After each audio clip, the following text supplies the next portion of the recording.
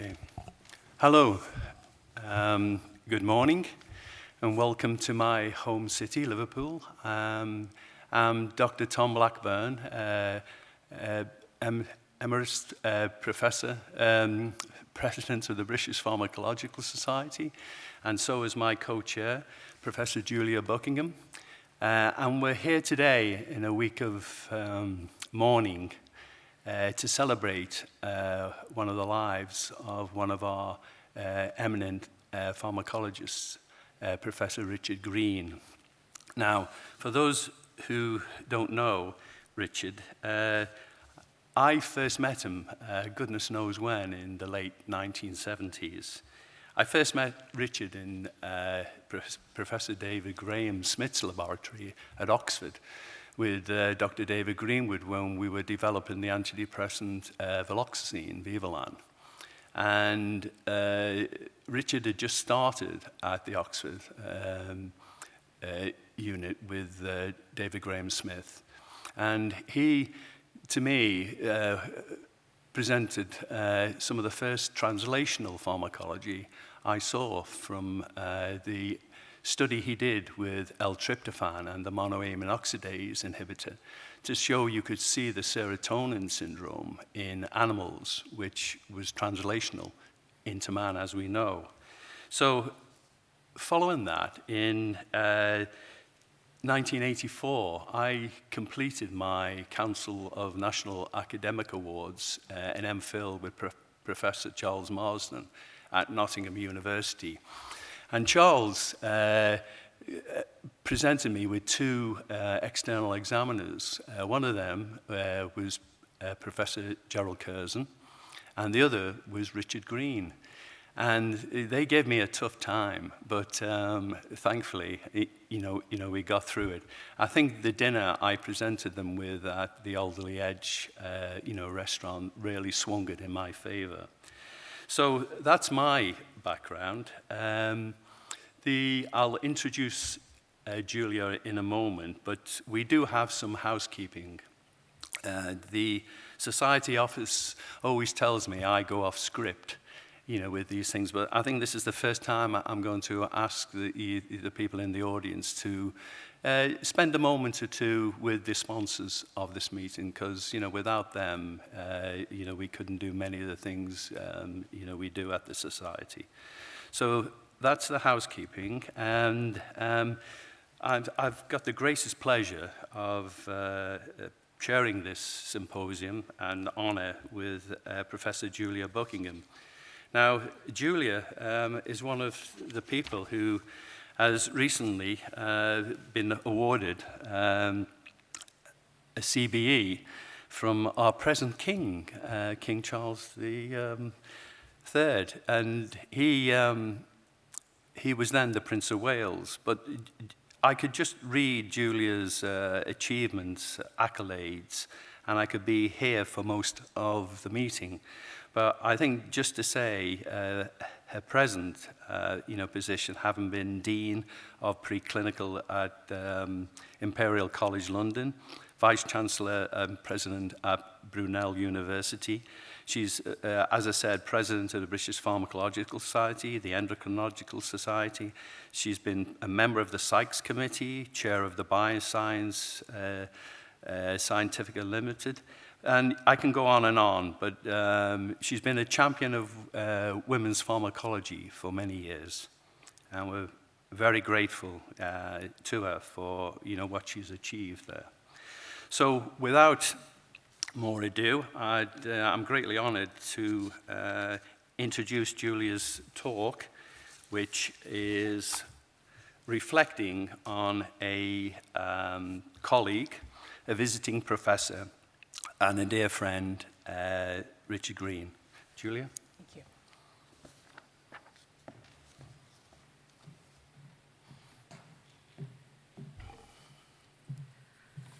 Well, thank you very much, Tom, for that introduction that I'm not sure that I deserved.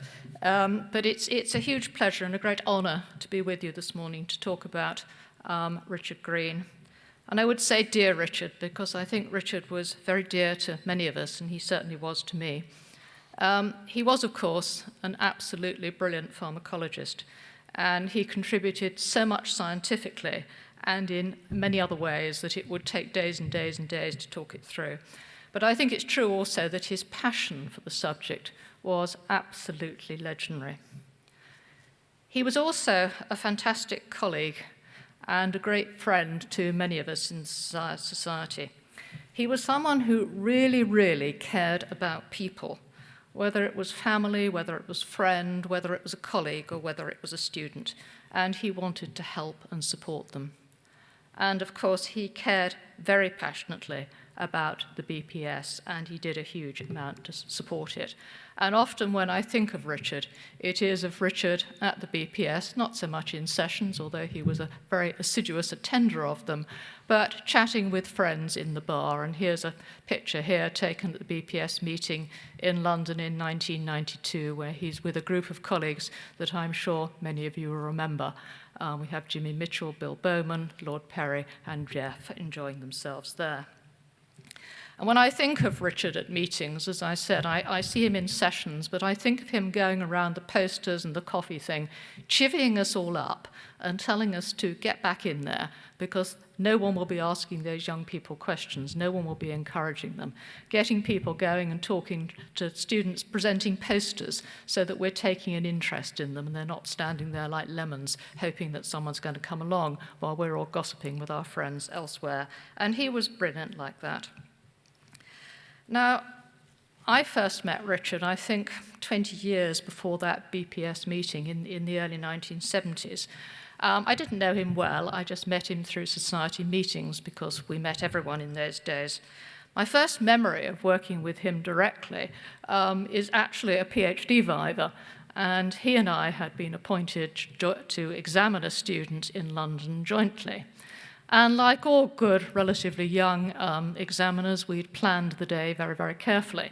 We were going to go through the thesis over lunch, finalize our questions, make sure we started promptly because the student would be very, very nervous, and everything would be fine. Well, the day came, and I waited, and I waited, and I waited, and there was no sign of Richard. And I started to get really worried. I rang the department. Yes, he'd left on time. They rang his home. Yes, he hadn't gone home. I tried to find out whether he was on the train. This was long, long before the era of mobile phones. And all I could get from what was then British Rail was they thought the train had left on time and they didn't think of any delays. So the student arrived and she was very nervous and I was trying to pacify her. And about 5 minutes before the viva was due to start, Richard literally fell in my room, very, very hot and bothered, terribly embarrassed, and dripping in water, literally dripping. And of course, the inevitable had happened. The train had been delayed. He'd got to Paddington. There'd been an interminable queue for taxis. So he'd decided to get a bus. But then the bus moved too slowly for Richard, so he got off the bus and decided to run the rest. Well, running, I don't think was really Richard's forte, but anyway, he had a go. And that was the state he arrived in. But what was so wonderful about Richard on that day was it wasn't about Richard and how ghastly it had been for him. It was about the student and how nervous she must be and how upset he was that he'd kept her waiting. And I thought that was just Richard. And the viva went ahead. As I recall, we shared the sandwiches with the student, and Richard literally steamed the whole way through. But the viva had a very, very happy outcome, I'm pleased to say. Now, a few years after that, Richard moved to London, to Astra, which was part of the Institute of Neurology, and it was actually housed in the building of the old Royal Free Hospital School of Medicine, which is where I did my PhD. And Richard invited me over for lunch one day to have a chat. And I walked in, and my sort of heart stopped, because there was Richard sitting in the hallowed office where Professor Nora Zymes, one of our very renowned former members, used to have her office. And I don't think as a PhD student I'd ever been allowed to cross the threshold. But with Richard, it was a very, very different atmosphere. Anyway, we started to chat and we came up with a few research ideas of things we'd like to do together. But what Richard really wanted to do was to get more involved in undergraduate teaching. And he particularly wanted to work with the medical school because he wanted to encourage medics not just to get engaged into the research, but to have an understanding of the pharmaceutical industry and not to think it was evil, which some people thought it was at the time. It wasn't very fashionable to cross the academic industry boundary in those days. So I, by then, had moved to Charing Cross, and we set up a neuropharmacology unit, which Alan Cross, who you're going to hear from later, Sheila Anderson and others contributed to. And some of our students at Charing Cross used to go to Astra to do their projects.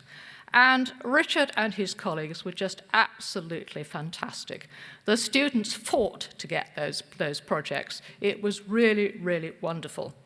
And Richard, being Richard, was very, very keen to encourage them to present at the Pharmacological Society. And in fact, in 1994, we jointly hosted a meeting at Charing Cross, and you can see Richard here, always getting on with the work. He was never one to shelve responsibility. Here he was on the registration desk with me and my PA, who worked for me for, I think, 25 years, amazingly. She put up with me. Extraordinary. But going back to his time with working with us at Charing Cross, he didn't just dip in and out as a visiting professor. He really became very much part of the department. He'd come along and give lectures to the second years. He'd pop in and wander around practical classes. And he'd support us in all sorts of ways he could, giving seminars, etc. And he always made a great point of coming along on the days of vivas. And in those days, of course, we were allowed to torture students and have vivas. These days, I think they're probably illegal. But he always came along, and I was talking to some of my former colleagues from Charing Cross the other day, and they were saying to me the thing they remember about Richard so well was how wonderful he was with the students and how brilliant he was in vivas. And even if a viva wasn't going too well, Richard was always make sure that it ended on a positive note. And he always wanted to be there at the very end, after the examiner's meeting. In those days, you were allowed to put up a list and give the students their results. And he always wanted to be there for that and to celebrate with the students afterwards. Now, as I said, Richard was a passionate supporter of the Pharmacological Society. And he held many, many roles, including the roles of meeting secretary and then general secretary, what in these days we would call the vice president, I think, for programs, and the president. And in all of these roles, he instigated a lot of change. And these are big roles. They were big roles in those days. I suspect they're even bigger now because the society is so much bigger. But looking back at the time that Richard became meeting secretary, the BPS depended very much on the goodwill of those people and the goodwill of people in their departments.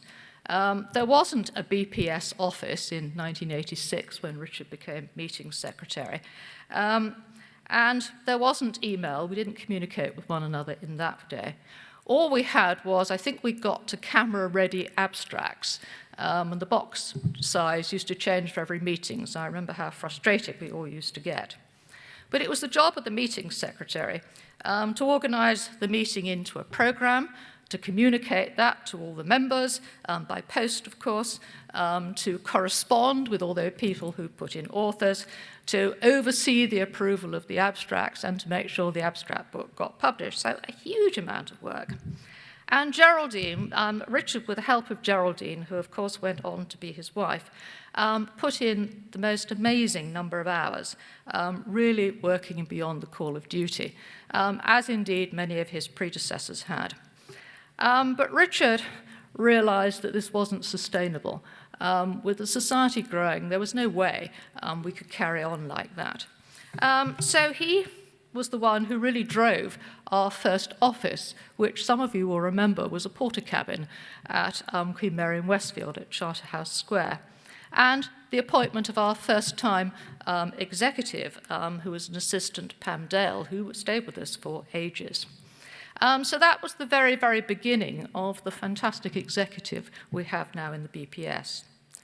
Now, Jenny McLagan, who succeeded Richard as meeting secretary, was the first to benefit from these new arrangements, and she was telling me the other day just how challenging it all was, and I can well imagine. But that did lead the charge to the Society purchasing Angelgate, where, of course, we've been ever since. And that was very much driven by Mike Simmons and Jenny McLagan that you can see here at Richard's farewell party as meeting secretary.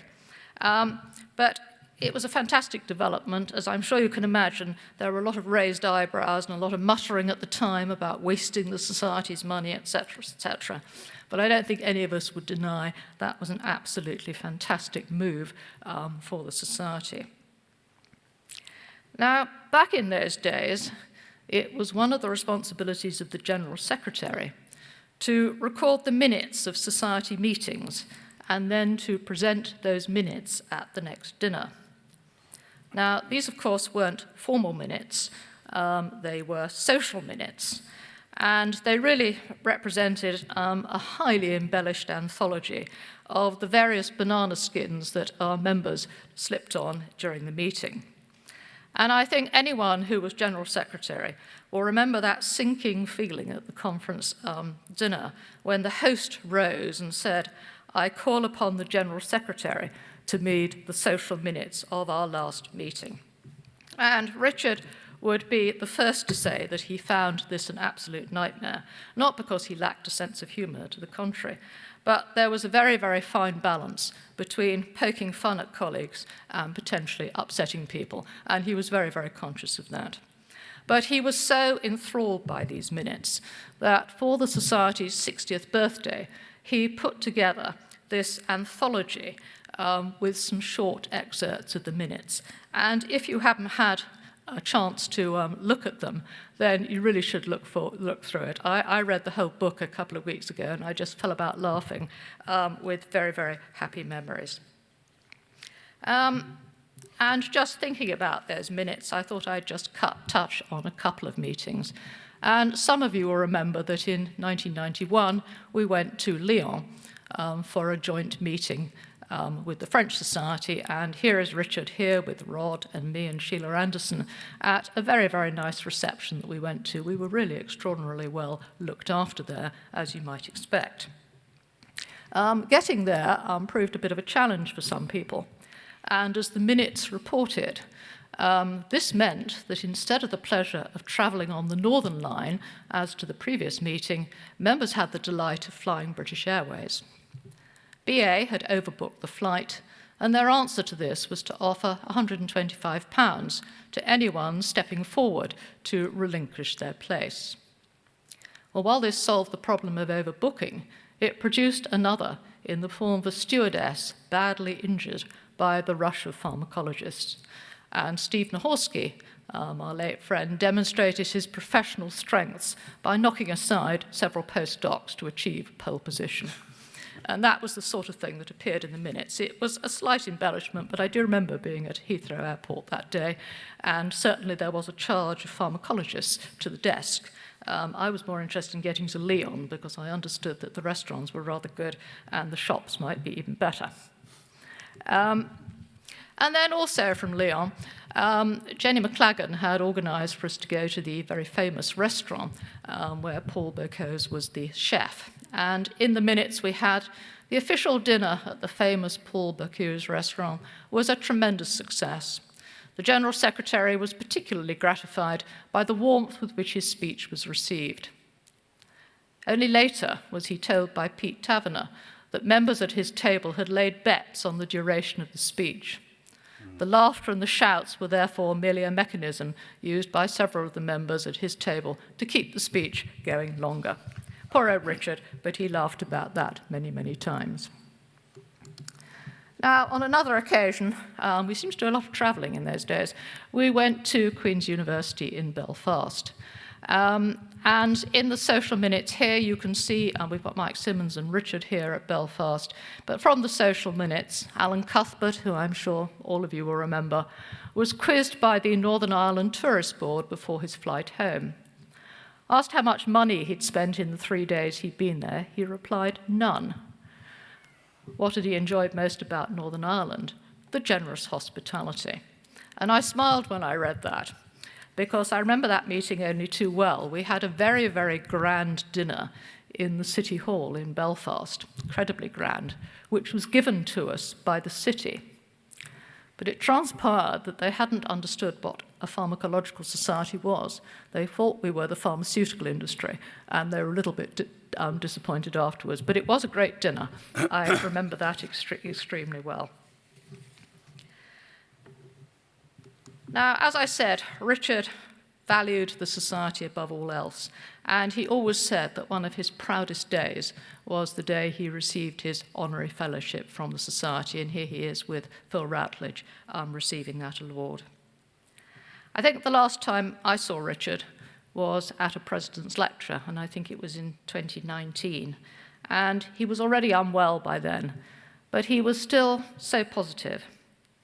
And I remember him saying to me in the reception, he only came to these meetings because he wanted to see his old friends. He loved us all so much, and I thought that was just absolutely Richard. So finally, I want to pay a huge tribute to Geraldine, his wife, who became a great friend, I think, to all of us, and who herself did so much for the society. And also thank her for lending me many of the pictures that I've been able to show you today. So thank you very much. Thank you, Julia.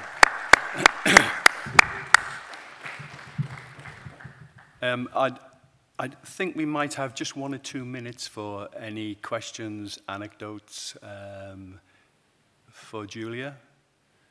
The Phil Routledge one brought back one of Richard's minutes, where basically Phil, when he'd finished his degree, was wondering what to do next.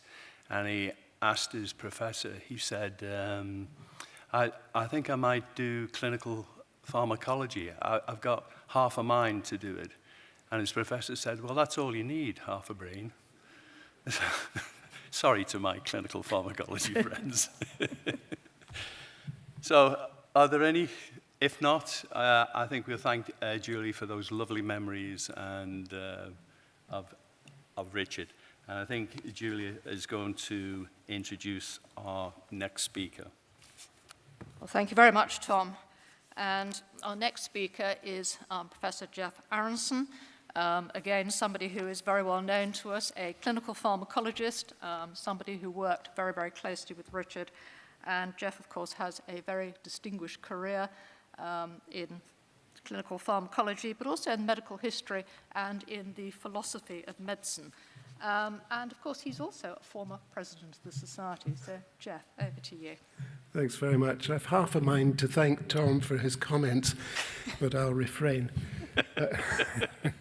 This is, does this work? Maybe it does, maybe it doesn't, I don't know. This is where I work, this big imposing building on the bottom left there. It's part of the old Radcliffe Infirmary. And that window at the top right is the window of the office that Richard and I shared for many years.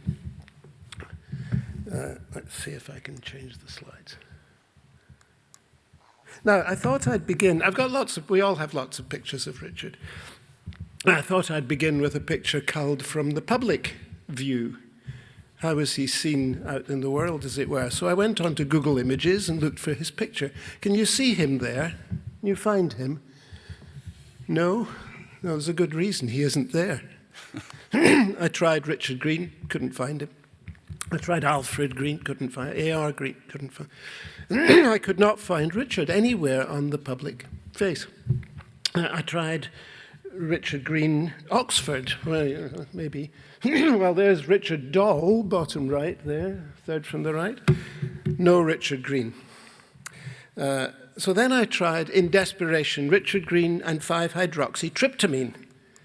And amid all the structures, I found one picture. I thought, there it is, I found him. And what did I find? Well, a rumbustious party at the Serotonin Club, but no Richard.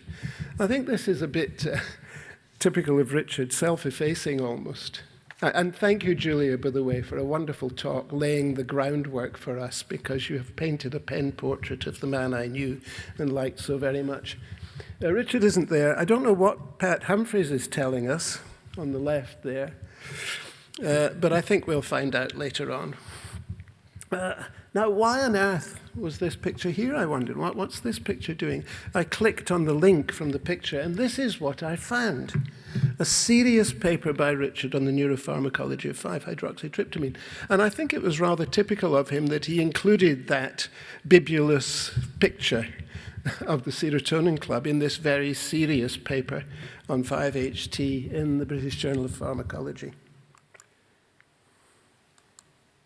Well, so I gave up my attempt to find a public picture of Richard, and I turned instead to a chronology. He was born 1944, educated King's School, Worcester. It looks like a fine place to be. That's Worcester Cathedral, I think, on the left, and nice buildings of the school. A river to row on, although I don't think Richard ever rowed. I'm not sure about that. He wasn't, as Julia implied, particularly sporting character. But in 66, he goes to London to get joint honours in chemistry and physiology. I was wondering this morning how many of us actually started as pharmacologists. I'm a physician. Mike Jarvis was telling me he was a psychologist. Which of us actually trained for our first degree in pharmacology? I don't think there are many. For Richard, it was chemistry and physiology. He loved chemistry, he said. Not physical chemistry, no mathematics, but organic chemistry. Institute of Neurology, PhD, 1969, with Gerald Curzon. Wonderful, wonderful man, a terrific pharmacologist, delightful. And that was the title of Richard's thesis. Gerald was interested in the role of corticosteroids in depression, and that's why Richard did this work, and it introduced him to brain metabolism, tryptophan. And this was rewarded the following year by the Queen's Square Prize. Excellent piece of research. And in fact, in 1976, I think it was, he won with David Graham Smith the Anna Monika Stiftung Prize, and just the first of many awards that came to Richard over his career. Well, the next step, of course, well, before I go on with that, here's the first paper that he published with Gerald. It's camera ready, as Julia was saying. You get your secretary to type the manuscript. Camera ready copy, you send it into the journal, it's published for pennies. Notice that this is Life Sciences, published by Pergamon Press, which was, of course, founded by Robert Maxwell. That was his first paper. There's the next two, one in Nature, a letter to Nature. It was a watchword of the department. It was only a letter to Nature. And he had a letter to Nature as his second paper. Very impressive. A short communication in the BJP, and then a letter to Lancet showing how animal experiments were relevant to clinical medicine. I think these first four papers actually encapsulate Richard's approach to science. He had basic papers, Life Science and Nature. He had a clinical paper in the Lancet, joined in the middle by Pharmacology. And that informed his whole life's work, I think. Well, the next move was BTA. This is a degree that everybody in those days had to have, been to America. And Richard went to America on an international visiting fellowship in 1970 to work with Mimo Costa. This must have been an incredible culture shock to go from Gerald Curzon to Mimo Costa, two diametrically opposite characters. But there he met Steve Koslow, and together with Costa on the named on the paper, they produced an assay by which they assayed the indole alkylamines in the brain. They confirmed what others had shown, that there was serotonin in the brain, and they also found a novel indole alkylamine in the hypothalamus and then in the pineal, two completely independent syntheses, turned out to be 5-methoxytryptamine, a metabolite of melatonin. Well, Richard published several papers while he was in the States, but in February 73 he came back to the UK to work with David Graham Smith in the newly formed MRC unit of, and University Department of Clinical Pharmacology in the Radcliffe Infirmary, shown there on the right. The shaded window on the right there was David's office. The one next to it was the secretary's office. And behind that were the laboratories, and behind those the offices and the storerooms. Sometime later, we moved up to the building on the left, which is the building I showed you at the beginning, where Richard and I shared an office. Richard was there for 13 years and all, and I shared an office with him for about 12 of those. The Radcliffe Infirmary doesn't look like that anymore. It's been remodeled. The main building, of course, hasn't changed, but there are no longer cars gathered around the quadrangle. In fact, I think that yellow-looking thing there, beige car that you see in the middle, was my car, which was a Cortina which had been bashed from both ends in accidents, and which my daughter called the Concertina. And there are stories about that as well that I won't regale you with. Now, David had been appointed director of the MRC unit, and the unit was created around him and around his interests. And everything, but everything in that department was driven by tryptophan. Can we get the next slide? Yeah, there we go. And that was because, for his thesis, David had described for the first time tryptophan hydroxylase, and he did that in carcinoid tumors. Carcinoid tumors grow in the argentifin cells, typically in the appendix. They're indolent, they grow for a long time, you don't know they're there, they metastasize to the liver, and suddenly you have the carcinoid syndrome with severe flushing of different kinds, severe diarrhea, some of which is mitigated by 5-HT receptor antagonists. And David had become interested in the carcinoid syndrome from his clinical experience, got tumors from patients on whom they had operated, removing the metastases from the liver, because it doesn't kill you quickly, this tumor. It's very, very, very slow growing. And he'd assayed serotonin and other substances in that tumor.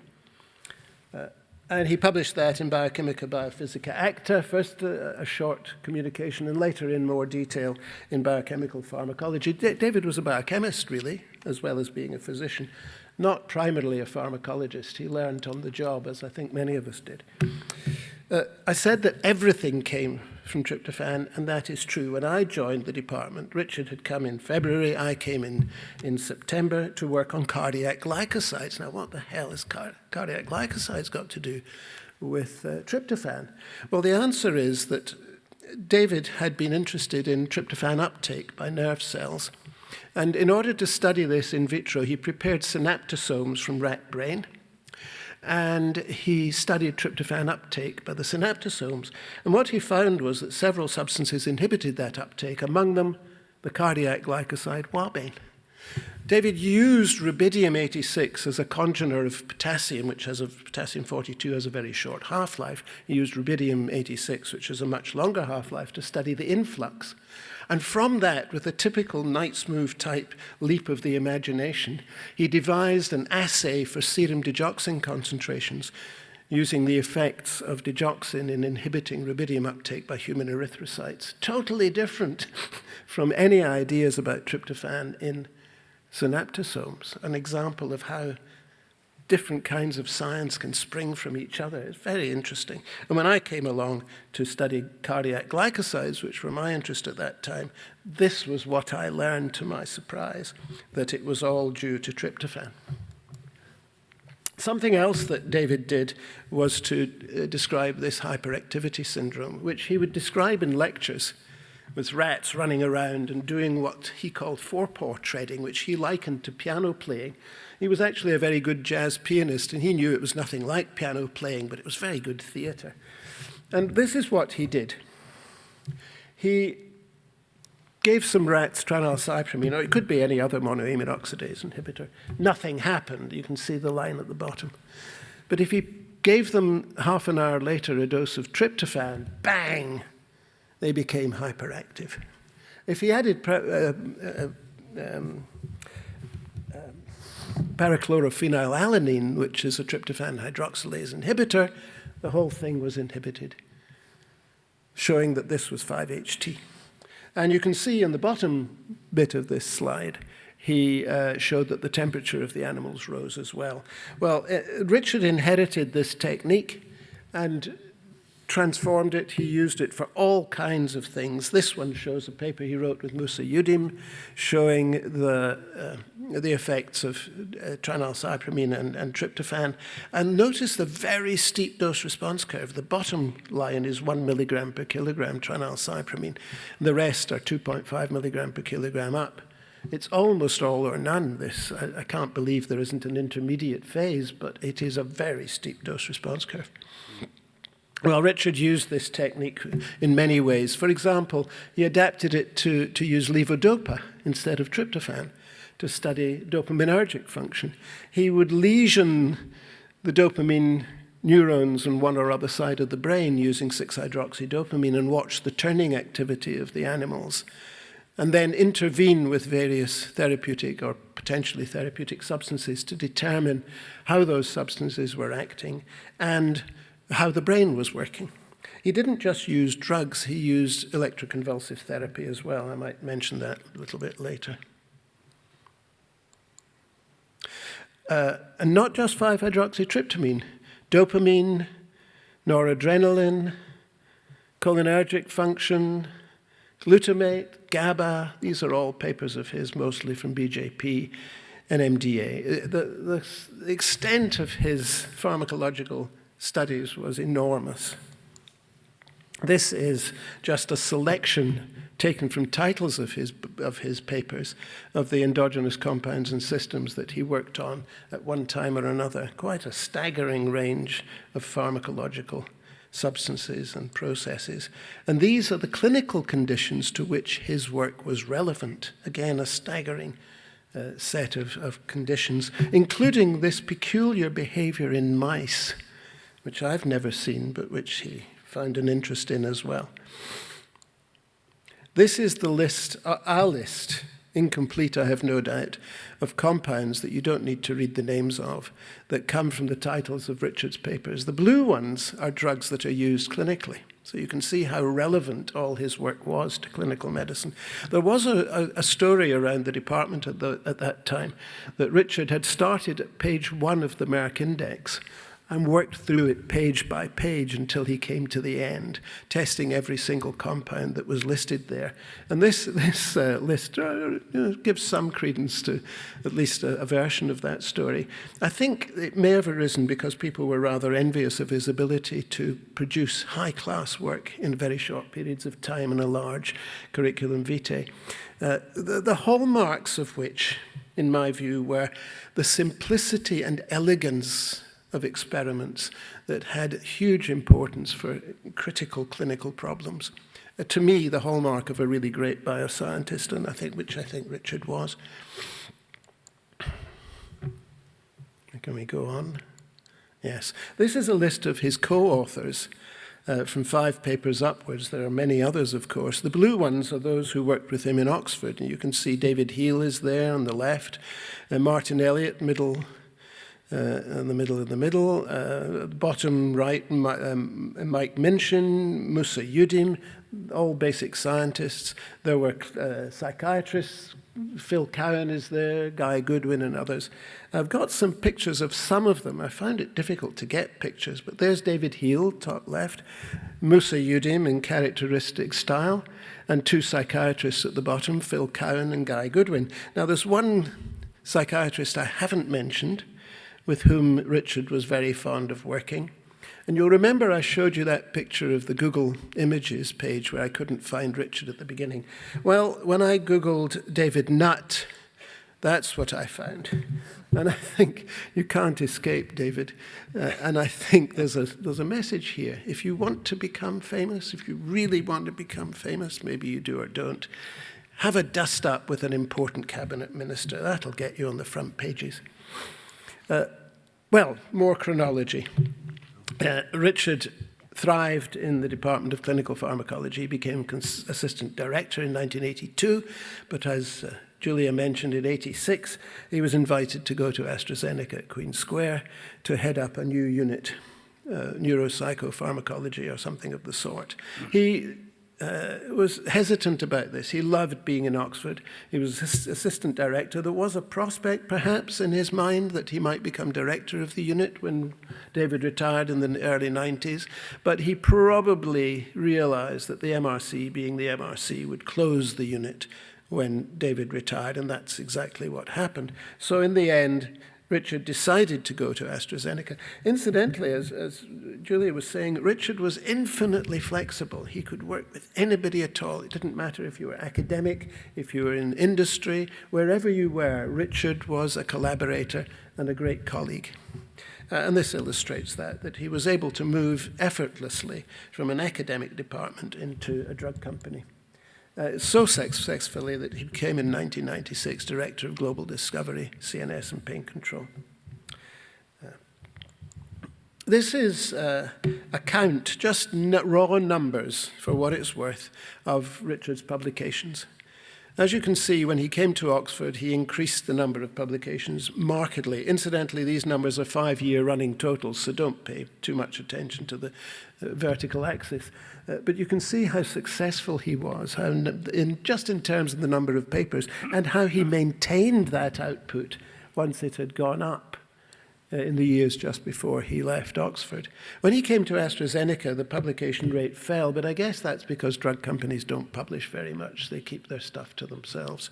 But surprisingly, and I don't know why this is, when he became an R&D director, the publication rate went up. Whether that was his policy or not, I don't know. And then when he moved to Nottingham, as Julia was saying later on after retiring, of course, as time goes by, your publication rate goes down, and he'd retired, but nonetheless, he still kept up a fair rate of publication of scientific work and of all the other activities that he was doing. I think I'm going to run out of time, and Tom's going to ring the bell on me, so I'm not going to go into this in detail, but this is Bill Payton, whom we were hearing a bit about yesterday afternoon. And I wanted to mention this because this was Richard's last research project. Nothing to do with neuropharmacology. Nothing at all. He got in touch with me saying, wouldn't it be interesting to look at adverts from pharmaceutical products as a marker of drug discovery during the 50s, 60s, 70s, 80s? I said, that's fantastic, let's do it. And we did it.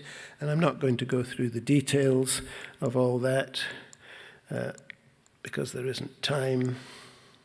With Peter Haddad, papers published in the British Journal of Clinical Pharmacology, Richard's lecture in Dublin, 2019, so good as a Payton historical research lecture, memorial lecture, that he was asked to give it again at the winter meeting in Edinburgh that year, and more papers that we published again in the BJCP. But Richard's last piece of work with Paul Tizard and myself was to list all the people who contributed Payton Memorial Lectures, and there they are.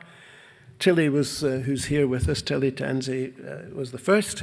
And notice on the left, during the 11 years from 1994 to 2004, there were 12.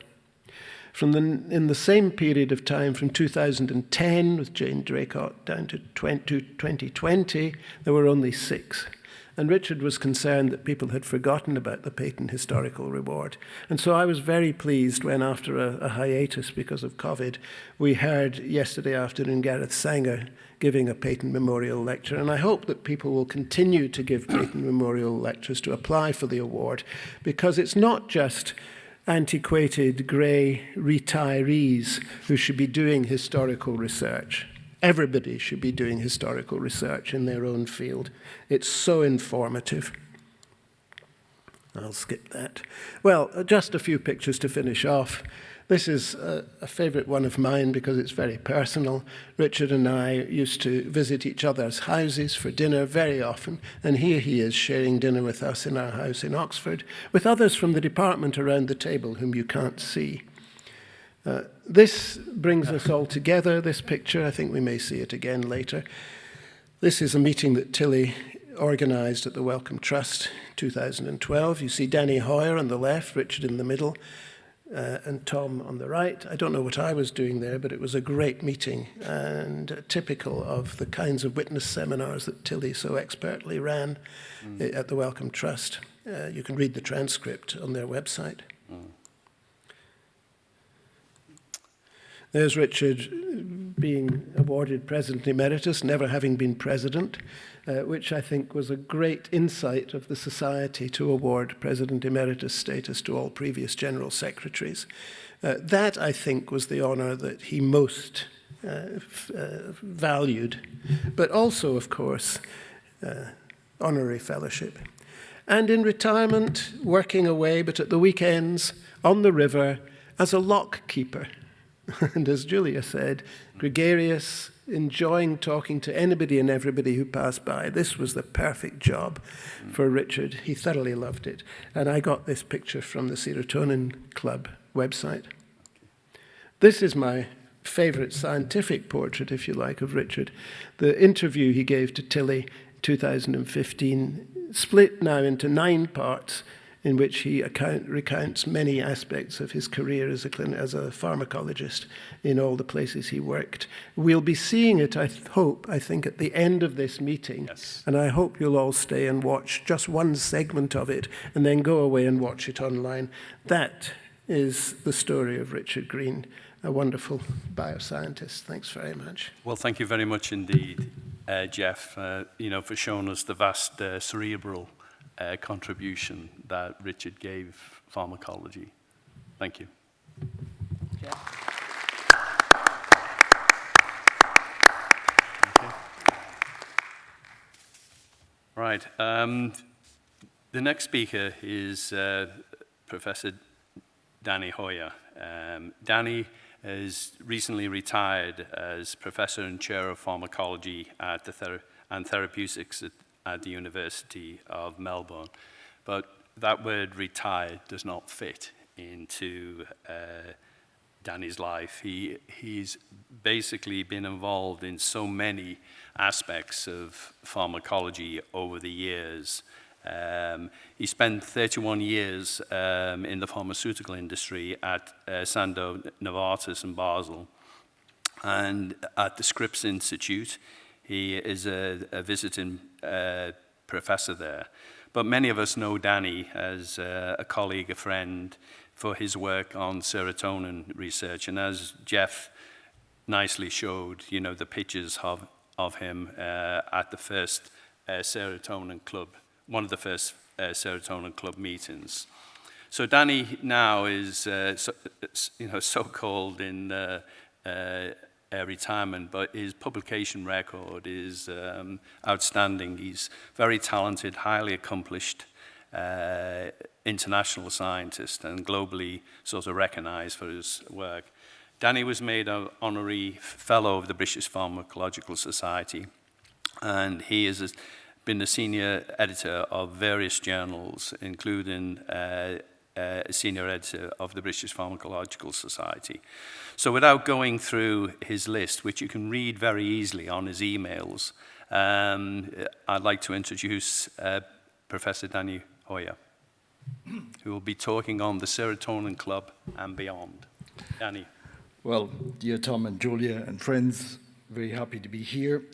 It's very difficult to follow the act of Jeff. The thing that I don't need to convince you is that actually Richard was very much interested in 5-HT, but clearly not only in 5-HT. So I'm going to cover a little bit of 5-HT, and it's all personal. It's some historical thing. And of course, we all have our biases when it comes about memory. I mean, some it's age-related memory impairment, whatever you call it. Anyway, this is just a few papers to show that Richard was very much interested in serotonin, but also MDMA. And MDMA, interestingly, these days has priority status with the FDA with respect to PTSD, as will come with psilocybin and David Nutt later for depression. Now, that's one of the papers that he published with the British Journal of Pharmacology, the neuropharmacology of 5-hydroxytryptamine or serotonin, or 5-HT, as we call it. He also gave a number of historical papers, like this one, Gadom and LSD, the birth and growth of experimental and clinical neuropharmacology research on 5-HT in the UK.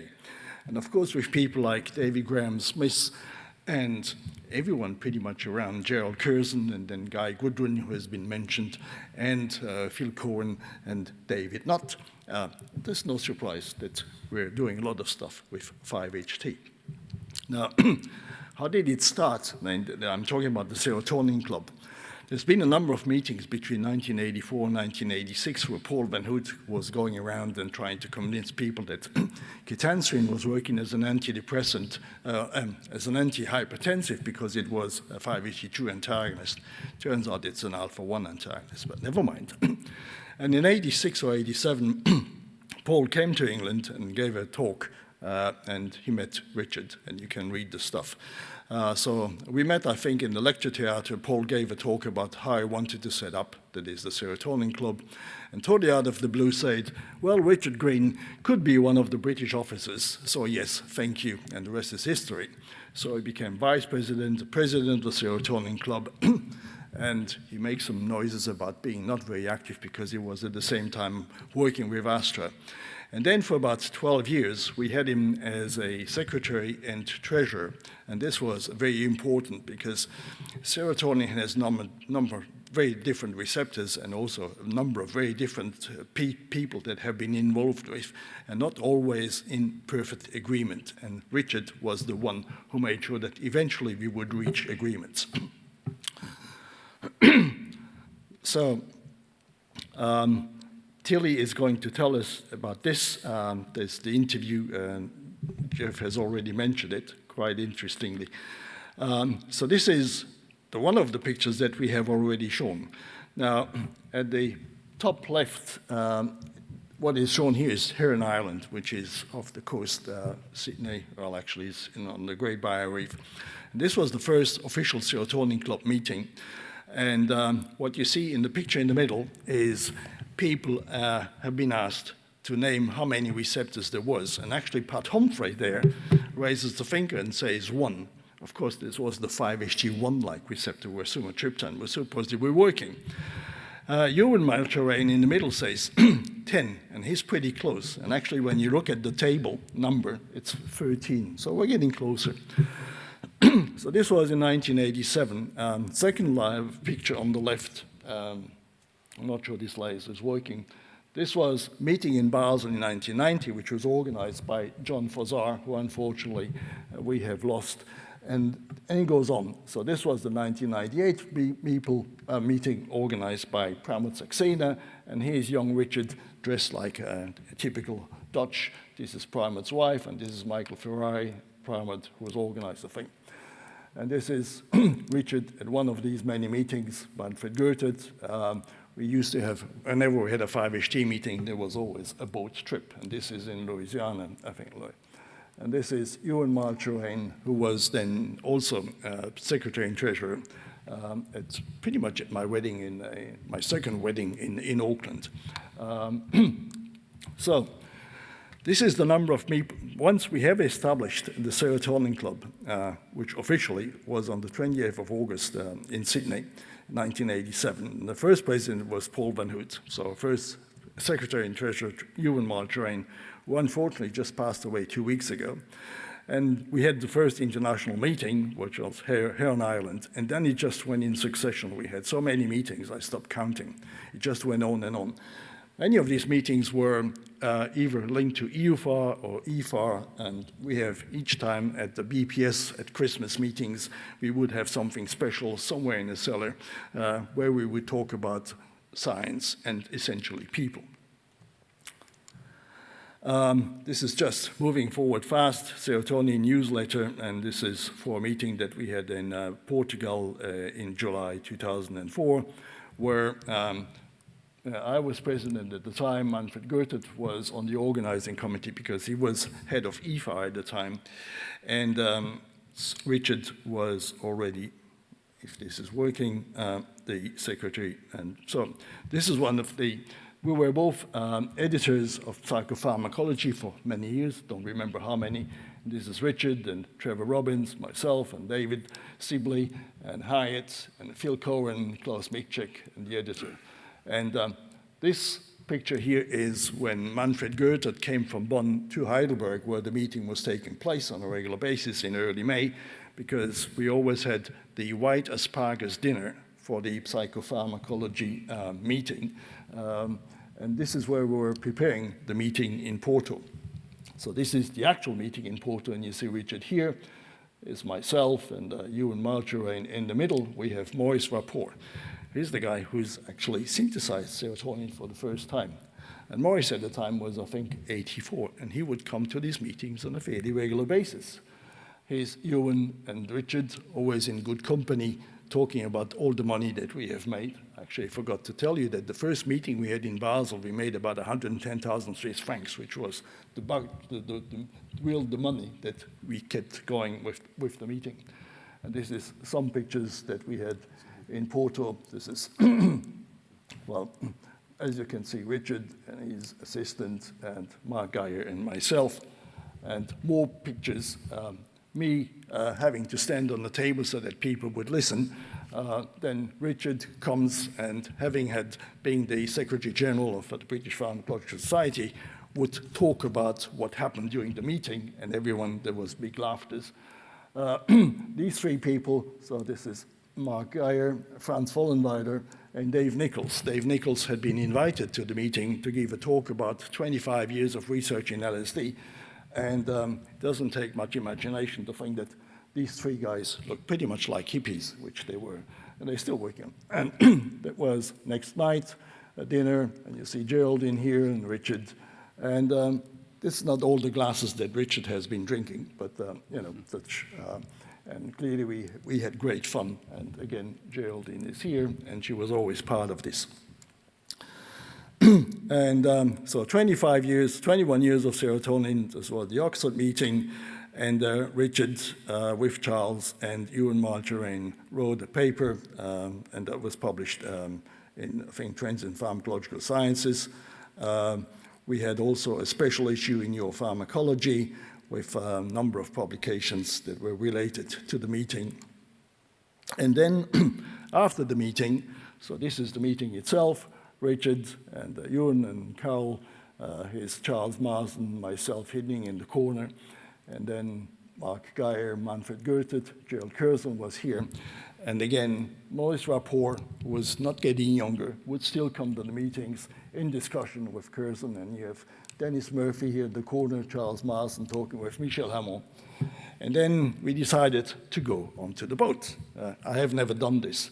So this is the three of us, Laura in the middle and Geraldine, and the dog, knowing that he was going to have a boat trip. And this was the boat trip.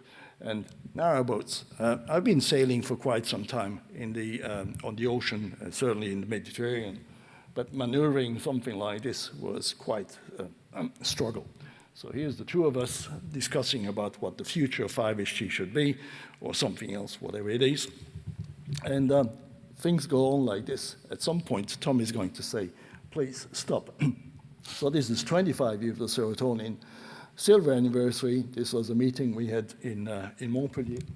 And Richard and Charles wrote a paper then, because this is the beginning of kind of when industry, pharmaceutical industry, was considering with some distance the whole interest in research and development in psycho whatever. I mean, depression was going nowhere, psychiatry was going nowhere, and gradually you could see that industry was getting off this subject. So they wrote this interesting paper in ACL, Chemical Neurosciences, Richard Green, Charles Marsden, how can we re-engage the pharmaceutical industry to work on serotonin and psychiatric disorders in general. And one of the arguments they make is that everyone says that nothing is working in psychiatry. Well, if you look at what's happening in oncology, not much happened, or in terms of phase 3, there was at least as many failures as in psychiatry. So this is the meeting in Montpellier, and Richard, as usually, very smiley and very happy to be there. Kevin Fawn, Elaine Sanders-Bush, who was giving one of the lectures. This is Ewan giving a historical lecture about 5-HT, Serotonin Club, and you see same of the pictures, blah, blah, blah. And then, as usual, as at the BPS meeting, Richard was giving the minutes of the meeting, and Paul Van Hoot didn't know what was coming, and he looked very troubled and thought, what's going on? I mean, he could feel that something was going on. And actually, he was made an honorary member of the society. And so this is Julie Hensler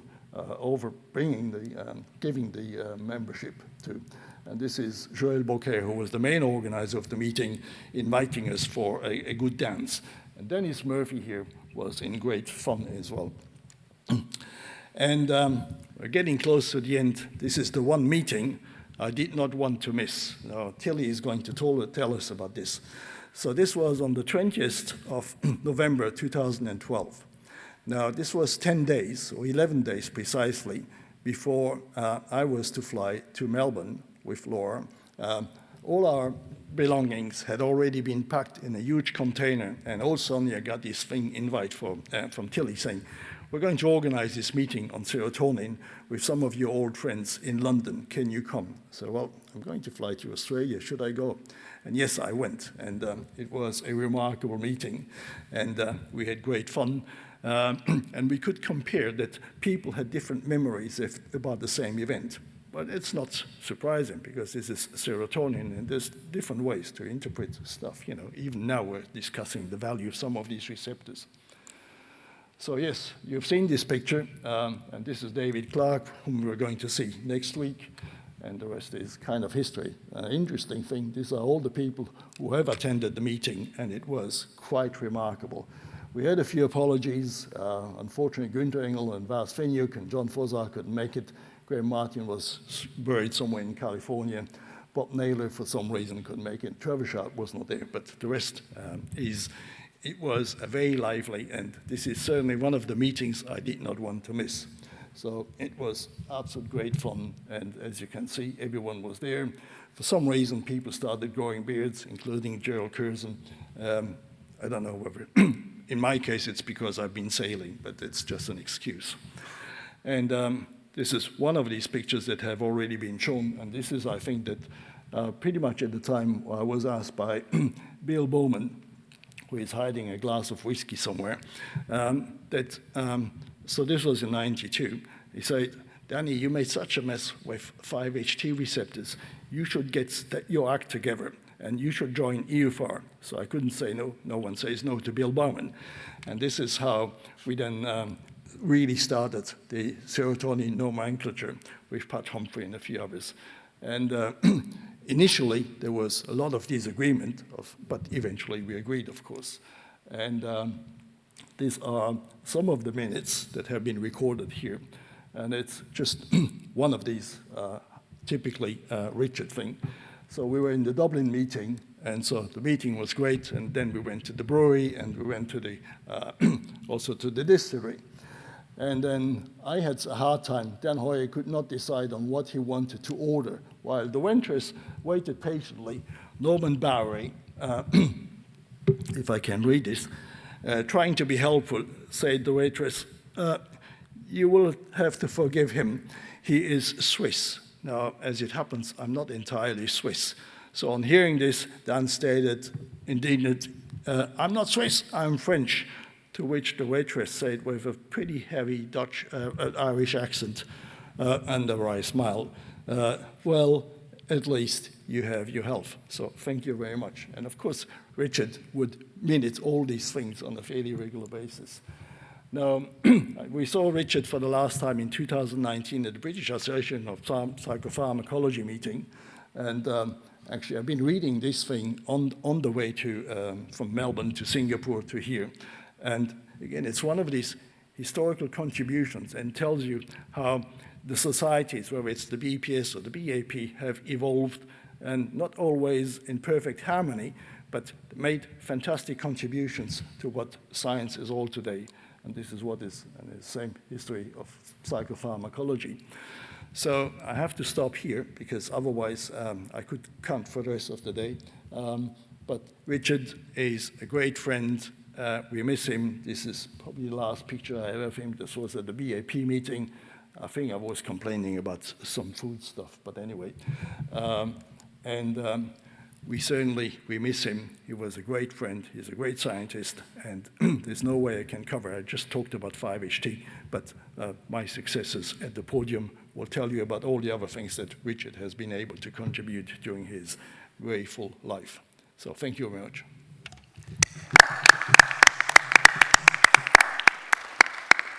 Thank you very much, Danny, that history of the Serotonin Club, and now it's the ISSR organization, which is still, prospering today on the basis of, 5-HT research. I was fortunate to be involved, and still am, with that research. I think when I left SmithKline Beecham for America, I left behind a $4.8 billion drug, which was the antidepressant Seroxat. So, there was, they were very, very healthy times in the sense of money coming from the pharmaceutical industry into organizations like the Serotonin Club and the BPS. It's a little harder today, as we know. But I think, Julie, you're going to introduce our next speaker, which, follows on very nicely from Danny's excellent talk. Well, thank you very much, Tom. And our next speaker is Tilly Tensley, who was mentioned, of course, in the last talk. Tilly's had a very, very interesting career, starting off in zoology and moving into neuroscience, but then moving away from bench science to become interested in medical history. And she did a second PhD in medical history on the career of Sir Henry Dale. She then went on to work at the Wellcome Trust as an academic and later at UCL. And then finally at Queen Mary, and it's Queen Mary University of London now, isn't it? Not Queen Mary and Westfield, where she now holds an honorary professorship. She's a fellow of the Academy of Medical Sciences and an honorary fellow of both the Royal College of Physicians and the Royal Society of Medicine. And I could go on saying much, much more about Tilly because she's had a fantastic career, but you want to hear from Tilly, not from me. So over to you, Tilly. Thank you very much, Julia. My title is taken from the interview that we've already heard about. I did this with Richard as part of a strategic award grant from the Wellcome Trust to record the histories and experiences of very many modern biomedical sciences. That project involved a wide array of medical and biomedical scientists, specialists from a variety of disciplines, including geneticists, epidemiologists, ethicists, and technicians. And under the rubric of neuroscientists, I was able to include several pharmacologists, some of whom are shown here. You will recognize many of these people, I'm sure. On the top left, from the top left, we have Tom Bolton, then Jeff Bernstock, Jeff Aronson, and on the bottom row, Jeff Flower, Pat Humphrey, Alan North, and yesterday's Sanger lecturer, yesterday's Payton lecturer, Gareth Sanger. Now, several pharmacologists, all of these have contributed interviews and also contributed to witness seminars. And I've all these resources, the audio material, the video material, still images, and transcript material are all freely available online. And also freely available are the transcripts of our witness seminars. We've already heard about one of them. And as you can see, just from this random selection of book titles, well, perhaps not so random, many of them have included pharmacological topics, including one we've already heard about on drugs affecting 5-HT systems. Again, you're going to recognize several of the participants, and indeed have seen some of the photographs before, including Richard, shown on the top right there, with Danny Hoyer and Tom Blackburn. Now, I'm going to quote or paraphrase from some of these sources, and also use photographs from some of them, from both Richard's interview and some of these witness seminars. But what I'm not going to do is show video clips, because we're hoping that at the end of this session, we will be able to show one or two of them. Neither am I going to describe Richard's work in detail. Fortunately, or perhaps unfortunately, when you're the fourth speaker at a meeting like this, several speakers beforehand have not only spoken about some of the areas you're talking about, they've also shown the same slides. So I'm going to try and edit what I was going to say whilst I'm going ahead, so there's not too much repetition, but I hope you will agree you will be impressed by the consensus of our views and our regard for Richard. So as I say, I'm not going to go through this career in any detail, but one of the really interesting things looking at this as a historian is how his career embraced academe, the MRC and industry, because barriers during his working life were beginning to become more permeable between these different constituencies.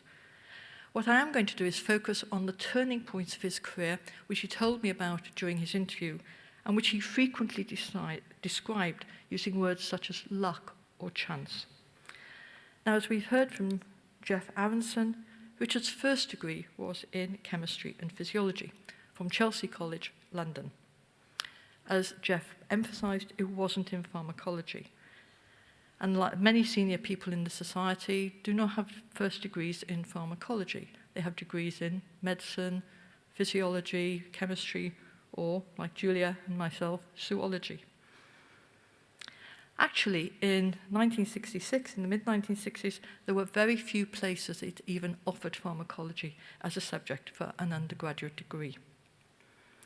In his final year, Richard thought he might like to stay in science, and as he told me, I don't know why, I just thought of carrying on doing a PhD at that stage. And I saw this advert for work at the Institute of Neurology with Gerald Curzon.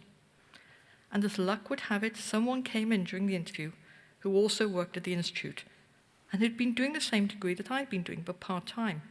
And he greeted me. And that gave Gerald a chance to ask, what's he like after I'd had my interview? I think that probably helped. I think a lot of my career happened by chance. The job he had seen advertised and applied for was to be Curzon's research assistant. He enrolled to do a PhD as well, and Curzon suggested that the work he had Richard work on a recently reported observation that people with depression had raised corticosteroid levels. In particular, Curzon postulated the corticosteroids would raise the level of an enzyme in the liver called tryptophan pyrrolase. This would then selectively increase hepatic metabolism of tryptophan, which of course is a precursor of 5-HT, and so there would be less tryptophan available for 5-HT to be made in the brain. And 5-HT might, Curzon thought, be related to clinically observed depression. Richard commented in his interview, so that's what I started on. And it was hugely successful. I mean, basically we took rats, and we injected them with steroids, and the brain 5-HT decreased. So my second paper was actually in Nature. And in response to what Jeff Aronson said, Richard emphasized to me, it was a full paper, you know. It wasn't a letter to Nature. It was a full paper, my second paper. And Gerald very generously put me as the first author. The introduction to that paper, if you can read it, I'm not sure how legible it is very tentative. It suggests a relationship between biochemical changes in depressive disease. Very tentative, the association that at that time, brain chemistry with disease states. Richard not only got his paper in Nature and several other publications, he also got his PhD. Again, this degree was not in pharmacology, however, because the University of London at that time would only allow graduates in pharmacy to be awarded a PhD in pharmacology. So Richard's degree was in biochemistry. Richard then went, as we've heard, to the States to work to NIMH in Washington to work in Emilio Costa's lab. However, that was not a straightforward process, nor was it his original intention, as he recorded, and I quote, "It was actually work with Gerald that then influenced my future career, and that I thought I'd like to go to the States, because a lot of really good stuff was coming out in the States in neuroscience at the late 1960s. I tried to get into Ted Sirk's lab at McGill. He was doing some really interesting things, again on pyrrolase and in that sort of area. But the Canadian authorities, the Canadian MRC, would only give grants if you were a landed immigrant, and I didn't want to do that. I wrote to a neuroscience friend I knew in Omaha at the University of Nebraska, and he said, yes, you can come and work with me. And then I had another letter from him saying, I've got a year's sabbatical to go and work with Mimo Costa at NIMH. You should come as well. It's fantastic. I'll give your name to him. Richard continued. Well, I would never even have dared apply to Costa. You know, I mean, to me, he was some sort of near God, like Brodie and some of the others. However, I met Costa, what was then thought to be an offshoot of the American Embassy, the Hilton Hotel in Park Lane. And he just said, oh yeah, you know, I can take you, come along. Wow. By the time I got to Costa's lab, the neuroscientist friend had actually gone back to Nebraska, but I stayed and I had a fantastic time there. Richard also had quite a productive time with at least 7 full papers from his stay in Washington, and his principal influence was a fellow Brit, David Boulin, who was studying the chemistry of platelets. And together they worked on a series of experiments in platelets with particular reference to the biochemistry and pharmacology of putative neurotransmitters, publishing in 1972 a paper suggesting that the platelet might be a model for a cholinergic neuron. After about 18 months in the States, Richard spotted an announcement in Nature. Nature was then a much more parochial journal in those days than it is now, with local notices and news, and the item that caught Richard's eye was the appointment of David Graham Smith from St Mary's to the chair of clinical pharmacology in Oxford and to be the director of a new MRC unit in clinical pharmacology. Now, Richard and David had first made contact in the final year of Richard's PhD work, when he wanted to measure tryptophan hydroxylase, an enzyme that had only recently been identified and measured by David Graham Smith, then at St Mary's Hospital. Richard continues the story. I had got David's thesis out from Senate House Library, copied the method down, read it, and if you wanted to quote a thesis, you had to actually write and ask permission from the author. So I wrote to him, and he wrote back and said, oh, if you're interested in this, come along and see me. So off I trotted to St Mary's, and we had a long chat. I told him what my plans were, and he said, well, you know, I'm hoping to expand here. We must keep in touch, because I hope I might have something for you when you come back. So when Richard saw this news of the new unit in Oxford, he decided to write to David Graham Smith. And don't forget that that was not a simple matter of writing a quick email in those days, nor would it have been an occasion for an expensive transatlantic phone call. A proper letter would have to have been written, probably by hand, posted, and after a few weeks, a reply might appear. Again, Richard elaborated.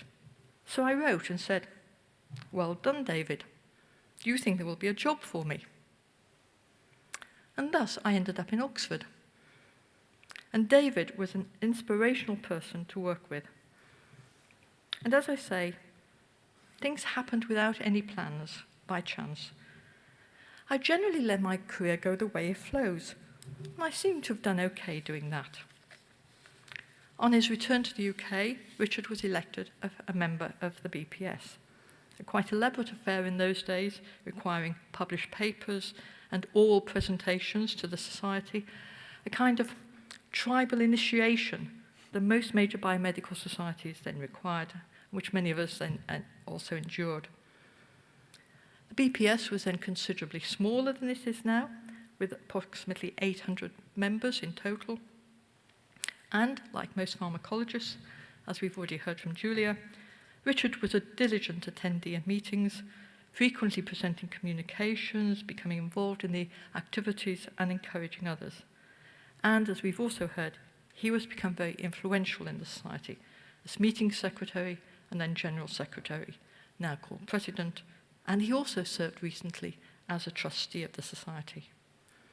However, his main focus on his immediate return to the UK was developing his research in the new MRC unit.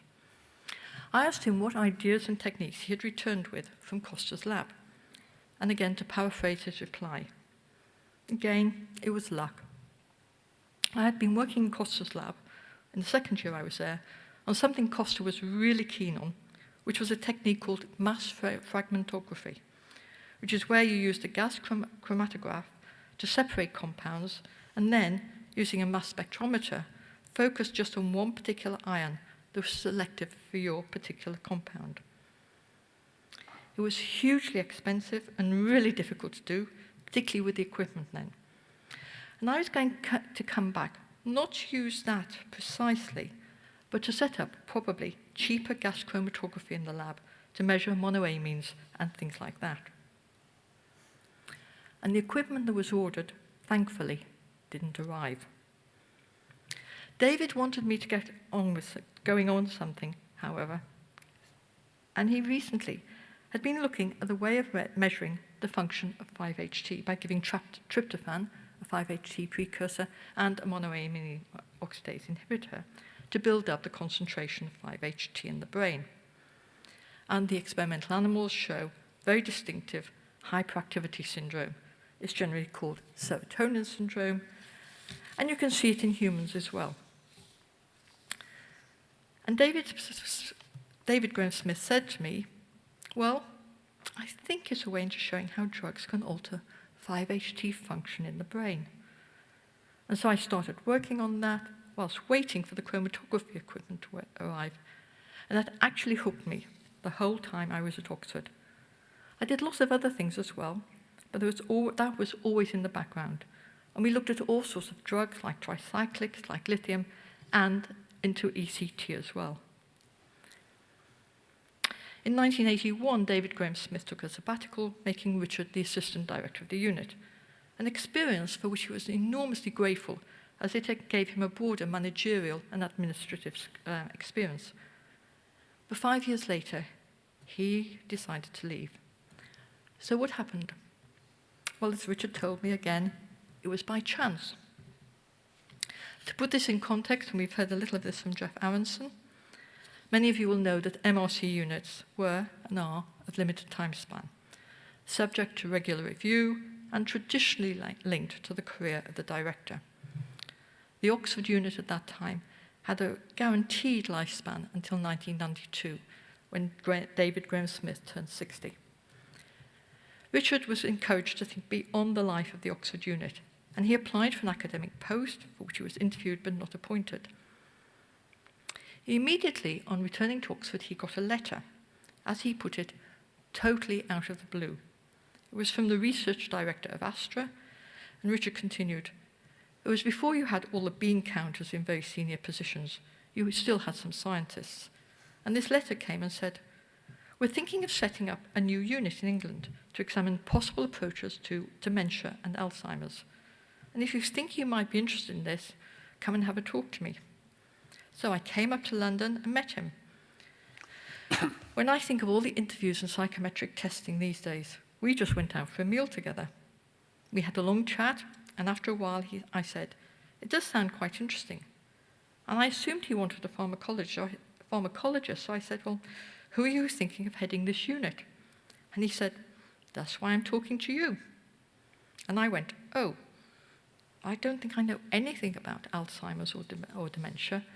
And I got the classic response, well, here's your chance to learn. I remember going back home and thinking, can I do it? No one is ever going to offer me the chance to set up something again, choosing my own stuff from scratch. Normally, you go into a department with probably someone who's tried to get the same job, a couple more who might resent you or set in their ways. This lucky chance was to set up something from new, just as David Graham-Smith had in Oxford. And so I thought, well, I'm going to go for this. And so that's how it happened. We're going to hear more of the Astra Research Unit next, so I will finish this rather punctate account of Richard's career and his frequent emphasis on the role of luck and chance. Actually, several of my interviewees have reflected on the role of chance and serendipity, including many of the pharmacologists. I'd like to close with a comment made by Jeff Aronson in his own interview of the large role that luck often plays in most careers. I do hope that you will be encouraged to read and watch Richard's interviews and perhaps some of the others and the witness seminars. All the work I have mentioned today was funded by the Wellcome Trust, And I'm very grateful to all the interviewees, all the individual interviews and for the witness seminars, because they all contributed very much to our historical record. And I particularly like to thank the two organisers for inviting me to contribute to this meeting. Thank you. Thank you. Well, thank you very much indeed. Thank you, Tilly. You know, that was wonderful. And I think, you know, the work you did with the witness seminars and the history of medicine, it's extremely important, and it's a pity, you know, some of that funding sort of disappeared, sadly disappeared. But as Jeff said, you know, history is extremely important to us. And I sincerely hope this society continues with recognizing these pioneers of drug discovery and development, as you have so eloquently told us today. Thank you, Tilly. Thank you, Tom. Thank you.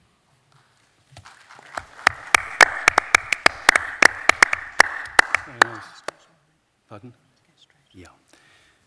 Well, we've heard so much about Richard's time at Oxford, and you know, for that transition from academia to industry was seamless with Richard, and I am delighted that Alan Cross, Dr. Alan Cross, is with us today. Alan trained at the Institute of Psychiatry, London, and at the MRC Research Centre in the UK with Professor Tim Crowe. He's had a very distinguished career in both industry, and he joined the Astra Neuroscience Unit with Richard. And I think what he's going to tell us is some of the wonderful discoveries Richard and Alan were part of in the development of some of the drugs at the AstraZeneca unit. Alan is Chief Science Officer at Psi Therapeutics, which I think touches on some of the early work with Richard. So without more ado, I'd like to ask Alan Cross to give his memories of Richard Green, the Astra Neuroscience Unit, pioneering industry and academia drug discovery. Alan? Thanks, Tom. Thank you, Tom and Julia and the BPS for organising this symposium and for giving me the opportunity to contribute.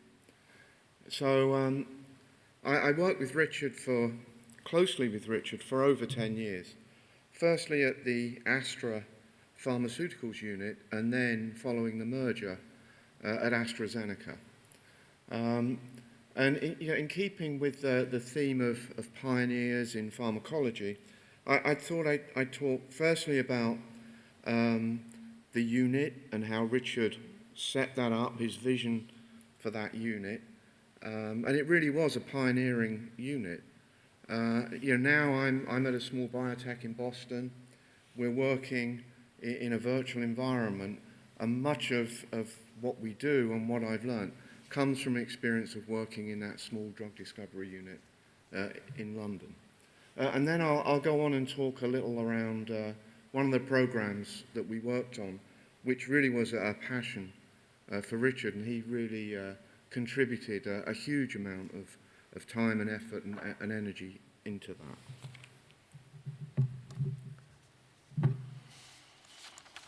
So, as you've heard, the unit was in Wakefield Street in London, pretty nondescript building from the outside, a rich history.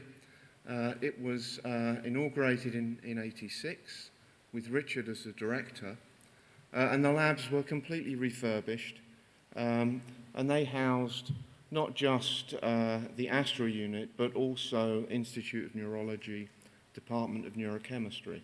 Gerald Curzon was there.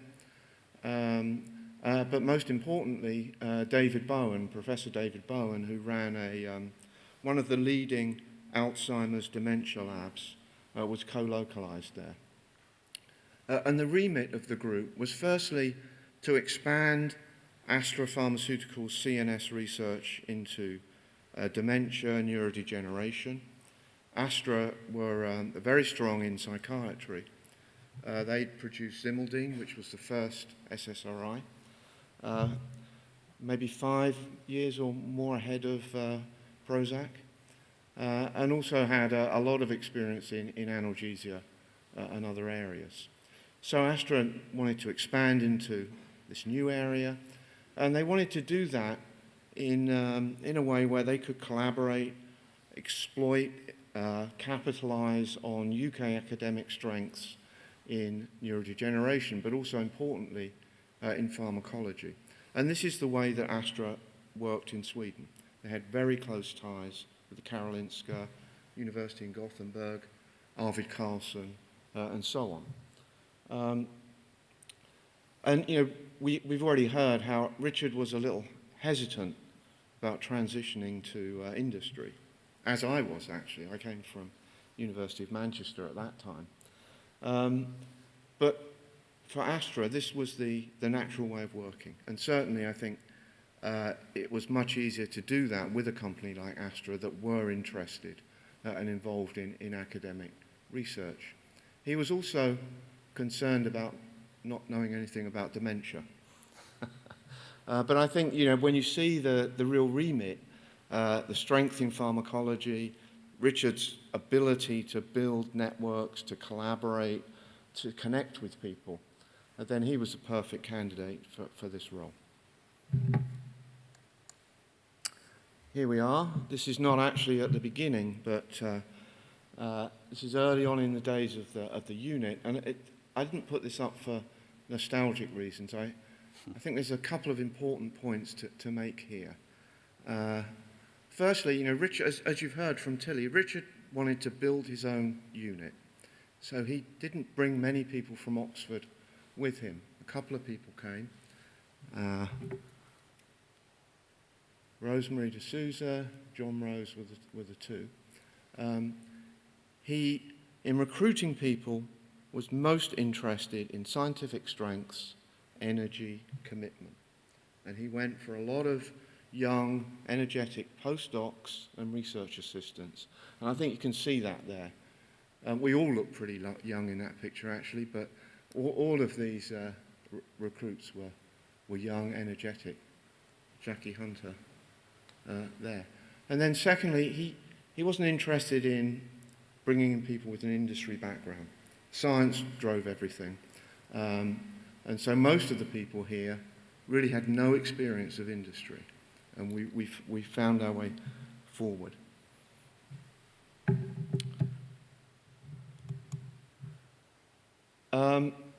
Now, it was a small unit. It never got above, I think 28 was the maximum headcount that we had.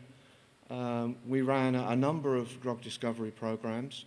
And you know, in the time that we were working, which was probably around 9 years, I think we were highly successful.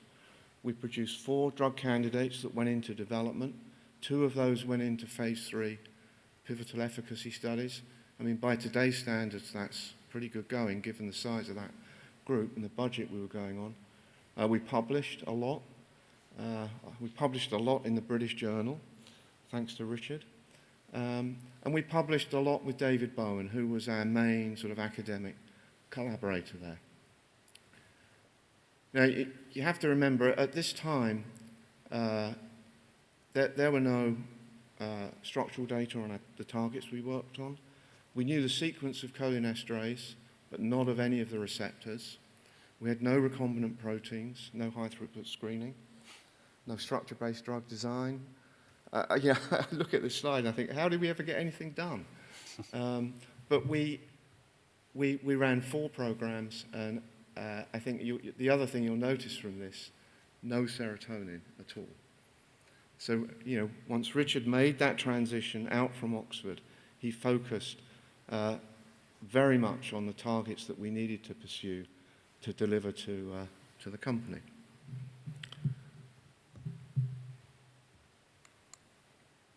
The other thing I should mention is one of the advantages we had is that Astra allowed us a lot of freedom.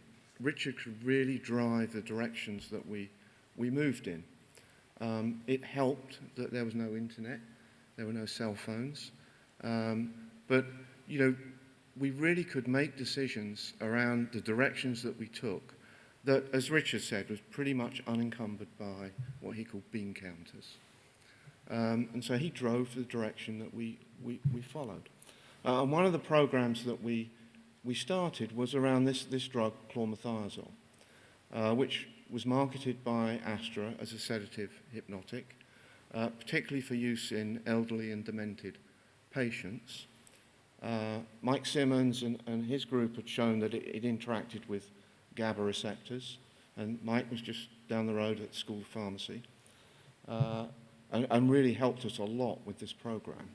And so we thought, yeah, okay, we'll make some analogues with improved properties, and that will be, meeting a clear need for treatment of elderly patients. Now, this is the structure. I don't know if there are any medicinal chemists here, but it's pretty obvious this is not a good starting point for a chemistry program. There were some related compounds that had more structural features and a similar pharmacology that we could work from. So we went and ran a drug discovery program to generate these analogues. But at the same time, we investigated pharmacology of chlormethiazole. And we could confirm and extend, the interaction with the GABA receptor. That gave us good screening methods. But at this time, there were ideas around, very simple ideas around excitation, inhibitory balance in the brain. A lot of interest in NMDA receptors, excitotoxicity, neurodegeneration. And so, it was not too much of a leap of faith to see how a GABA potentiating compound could prevent excitotoxicity. We were able to show in some of these simple in vivo models that really were, Richard's forte, such an interaction. We could block the effects of NMDA with this GABA potentiating drug. It didn't interact with the NMDA receptor. We could show that. And we could show that chlormethiazole had a rather unique pharmacology at GABA-A, which separated it from benzodiazepines, barbiturates, and so on. And it had this unique anti-NMDA effect, which suggested a neuroprotective action. And at the time, there was a lot of interest in this area. Merck, for example, in the UK, through John Kemp, Eric Wong, and so on, had really put a lot of effort into NMDA antagonists. Danny Hoyer's favourite company, Ciba-Geigy, had also put a lot into this. And so we decided that we investigate this. And to do that, the first model we used was a very simple transient ischemia model in the gerbil. It was widely used in the field. And that the hippocampal CA1 neurons in the gerbil are very susceptible, very sensitive to hypoxia. 5 minutes of bilateral carotid artery occlusion and those neurons completely degenerate. And we could show that chlormethiazole protected that. And it's a very simple model, but very useful in terms of pharmacology. We can do dose response. We could show the compound was active after the ischemia. So it's not interacting directly with hypoxia, but that's some consequence of that. We could control physiological parameters. We could show it wasn't an effect of temperature. We could manage temperature, which was a major confounder here.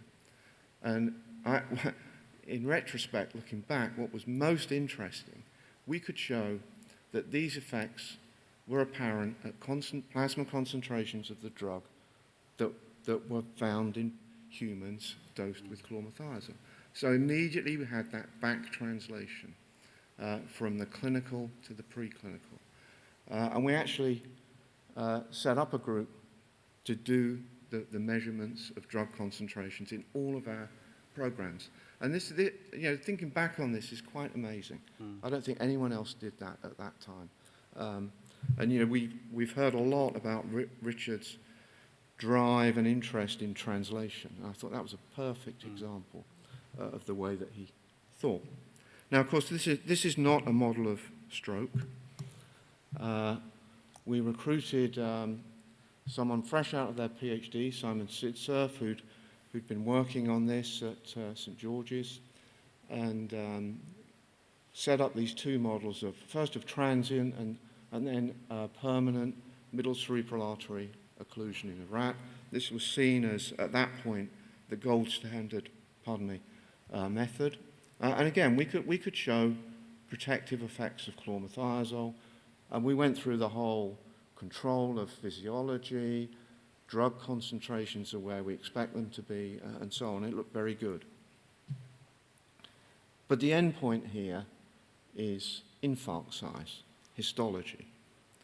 And again, we really were interested in being able to translate as close as we could moving forward. And so we worked with Ros Ridley, Harry Baker, and Jonathan Marshall at Cambridge in Trevor Robbins' group, and set up a model of middle cerebral artery occlusion in the marmoset. And the important part, well, there are two important things here. Firstly, we're moving up into, I wouldn't say the marmoset is gyroencephalic, it has one fold in its cortex, but more than the rat. But more importantly, we can do functional outcomes in these animals. And we could show, using this Perspex box where the animals have to lean in to gain food rewards, that they had sensory motor neglect following ischemia, and that chlormethiazole would protect against that. And this, again, I think was really sort of leading the field, pioneering in terms of using primates in this way and functional outcomes. And so on the basis of this data, Astra moved forward into a clinical trial in stroke.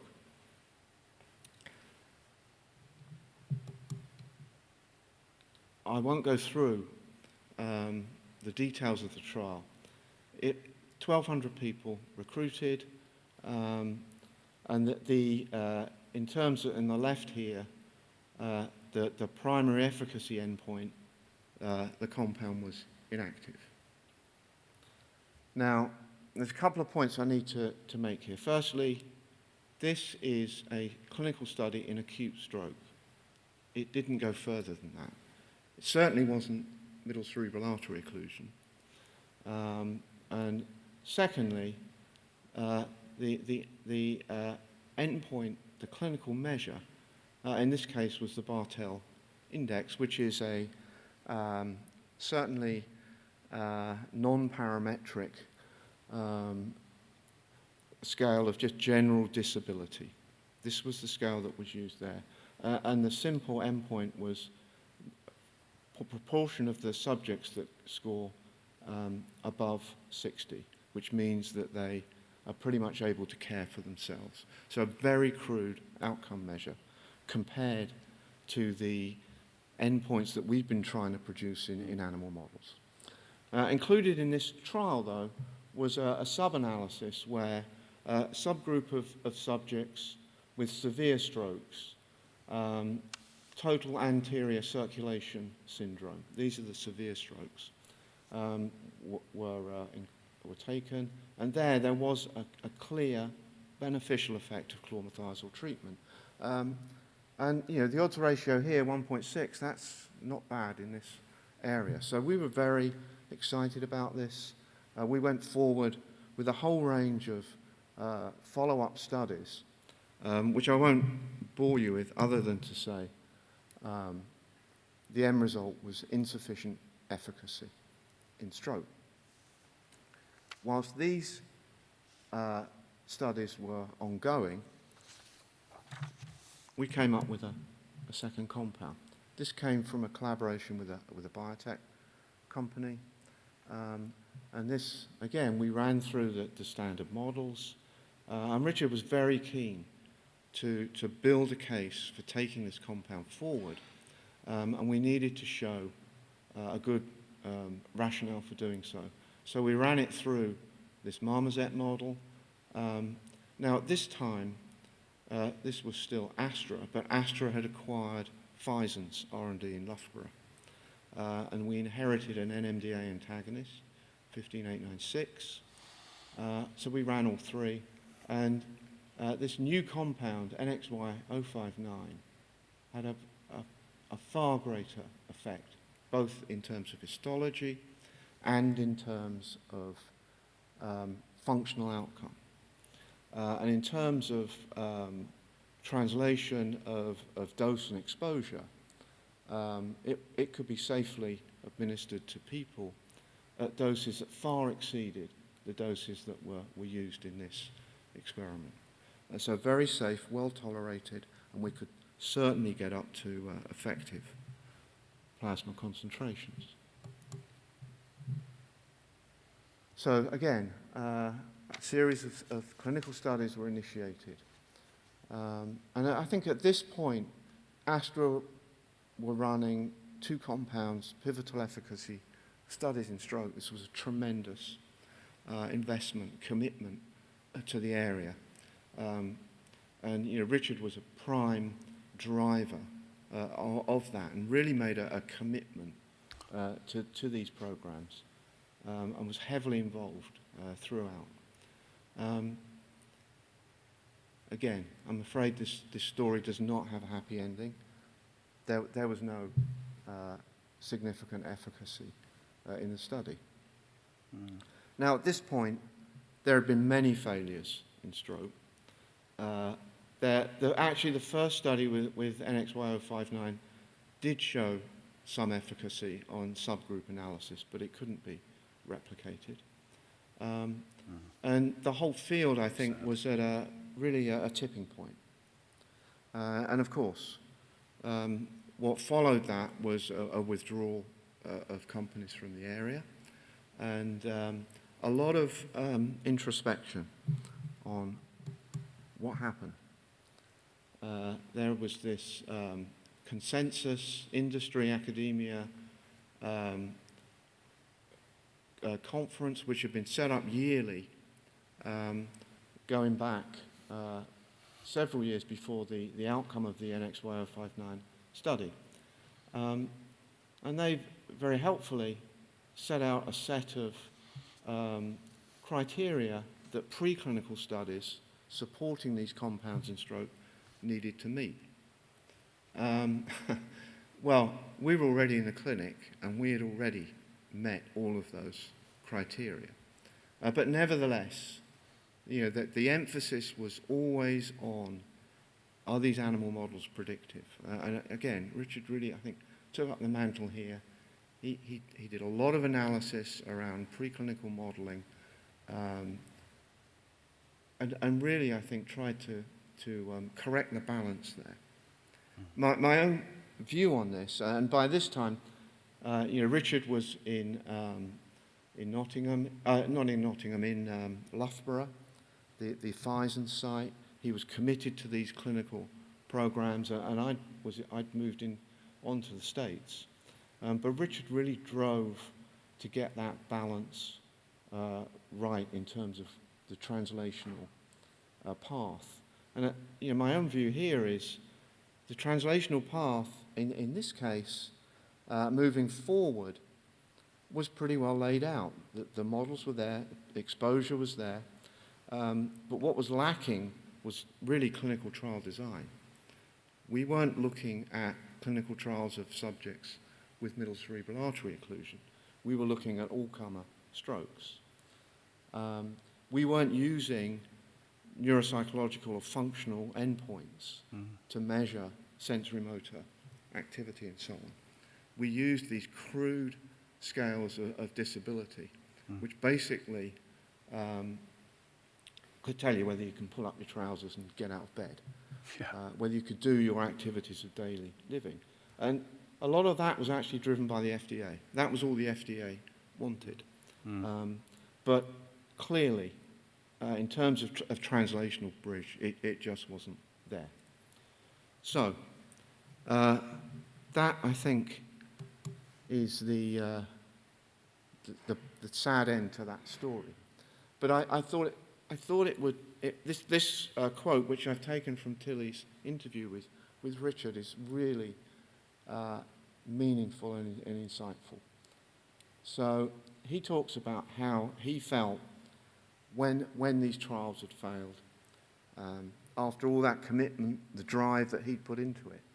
And you wake up in the middle of the night and what the hell have I done? And you need to remember, I think, that the investment that goes into this, it's a lot of money, but it's a lot of people that dedicate themselves to driving these programs forward. And Richard was at the forefront of that. He was totally committed. And what he was committed to was bringing benefit to patients. And one final word, and I think he puts it so well. Everyone talks about how industry is looking for money.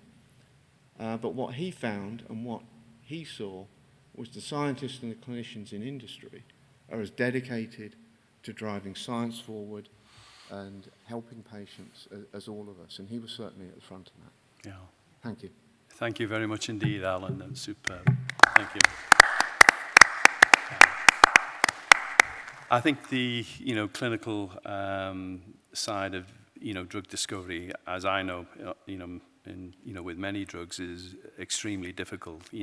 As Alan eloquently said, you provide quantitative data, but you go into a field of subjective views with a lot of the assessments 50 years or more old, but basically regulatory authorities are seen as the guardians of these scales, clinical scales. But so that was a fascinating insight. Thank you very much, Alan. But I think Julia's going to close this session. My wonderful co-host.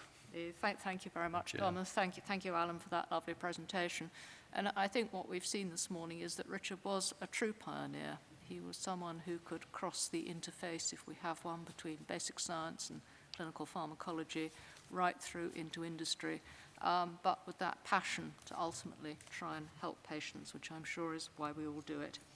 And of course, he had extraordinary drive, but at the same time, he was unbelievably modest, as Tilly said, and had that wonderful ability to connect with people, which I think is something that we will all remember him for. So I just want to say thank you to all our speakers and thank you to all of the audience for joining us this morning. We just have a short video clip now to give you some memories of Richard. So if we could move on to that now, that would be wonderful. Thank you.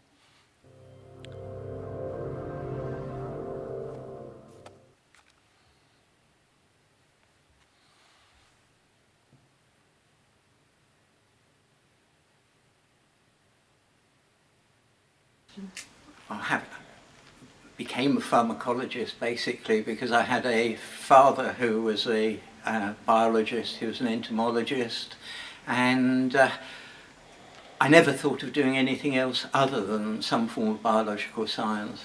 I also quite enjoyed chemistry, which he didn't, and I therefore wanted to combine an interest in biology and chemistry and thought I would like to do biochemistry as a degree and into research.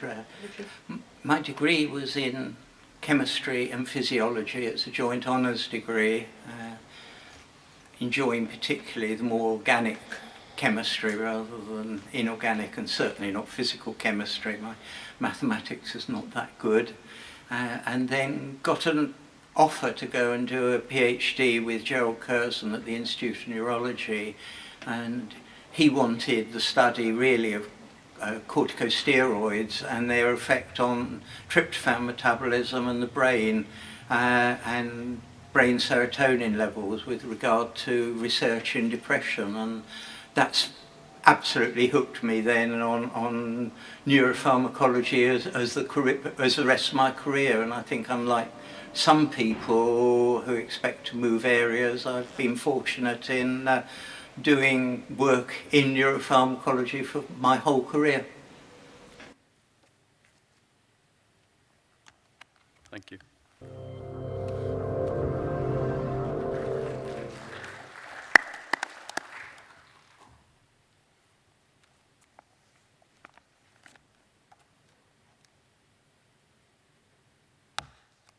I'm not sure I would like to say what pharmacology is like. Having been a pharmacologist for getting on for 50 years and seen changes, they've been considerable, I think, but I can still see what I'm doing now in what I was doing in the early days. I'm doing things with new techniques, with new approaches, and obviously with much more knowledge, but all the work that's coming on with genetics and with molecular biology, I find make it very difficult to discern what directions it might go in. I've just come from the latest British Pharmacological Society meeting where we've seen our membership approach 4,000.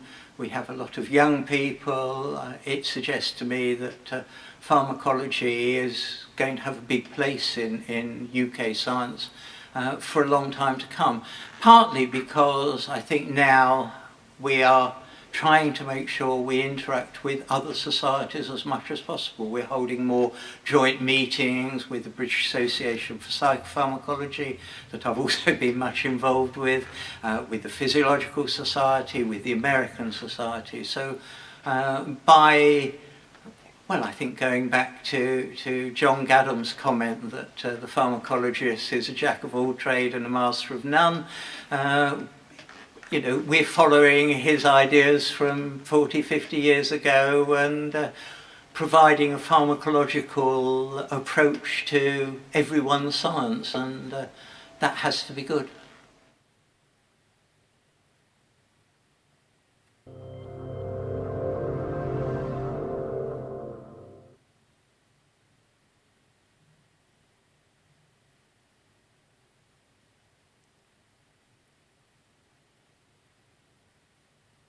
British Pharmacological Society has always been a major part of my life. I joined in 1973 when it was very much a career step, that after you got your PhD and you published a little, you would be expected to join the society, and it was the main, to use again a current technique, networking opportunity you had.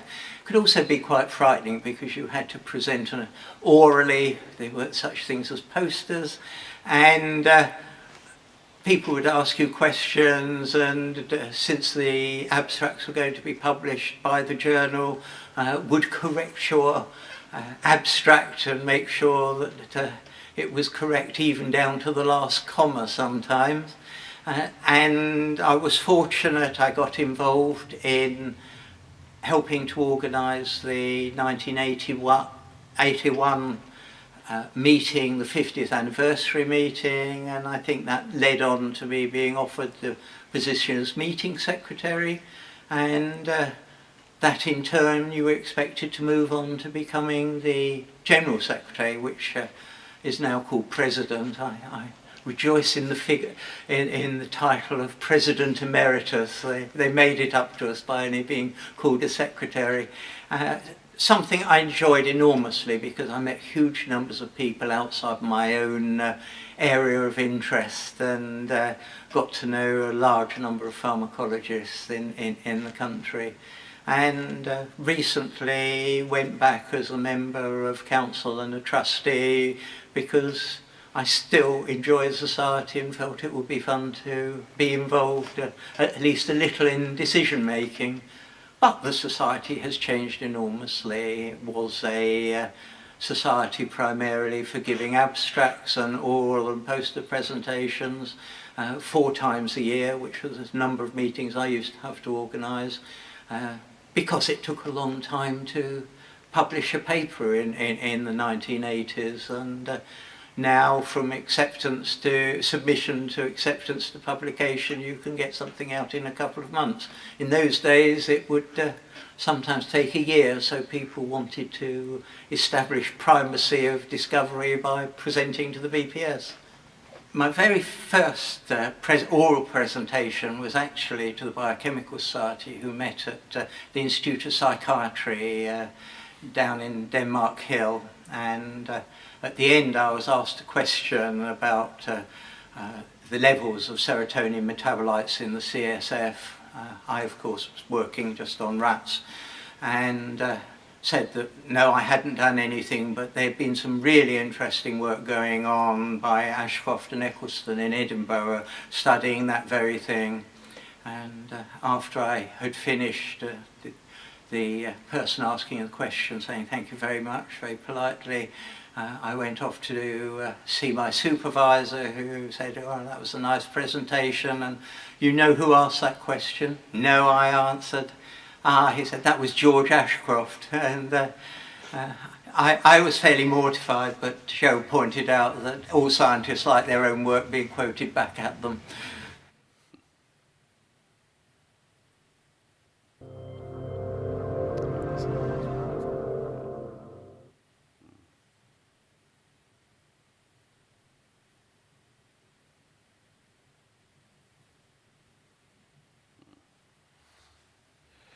In 1987, Paul Van Hoot came to England to help set up the Serotonin Club.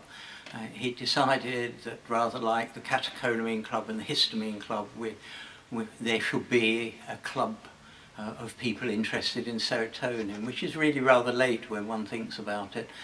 And we met, I think, in the lecture theatre, anyone was interested, of the School of Pharmacy. And he gave a talk about what he wanted to do and how he wanted to set it up, and then I have to say, as far as I was concerned, totally out of the blue, he said, well, Richard Green could be the one of the British officers, so yes, thank you. And I then moved on to being vice president and president. Wasn't sure, because I was right in the middle of my activities with Astra in those days, so I'm not sure that I was as active as I ought to have been as president. So when the job as treasurer secretary came up, I said yes, I'd do that, and I did that then for about 10 or 12 years, I think, which was very enjoyable, because I had to write a newsletter and help him get involved in organising meetings. We always ran a meeting at Christmas time as a sort of offshoot of the British Pharmacological Society meeting, because a lot of people, from Pat Humphrey to Danny Hoyer, there was a very strong serotonin research in the UK and Europe. John Fozzard is another that should be mentioned, and so we always had a lecture and a dinner on one of the quieter evenings of the BPS meetings. Enormous fun. Recently, I asked actually when I was secretary whether we ought to change the name, because Serotonin Club sounded a bit informal when we were trying to get money to help support the meetings, and everyone, including Paul Van Hoot, said no, they liked the name. A few years ago, either started or certainly supported by Paul, a move was made to change, and the society is now called the International Society for Serotonin Research, ISSR. There was a small movement to suggest it should be called the Society for Serotonin Research International, SSRI, a clever play on words of the serotonin selective antidepressant drugs, but I think that was a step too far. I think that's it, isn't it? Yeah. Thank you very much indeed. Thank you. Well, thank you. That's nice.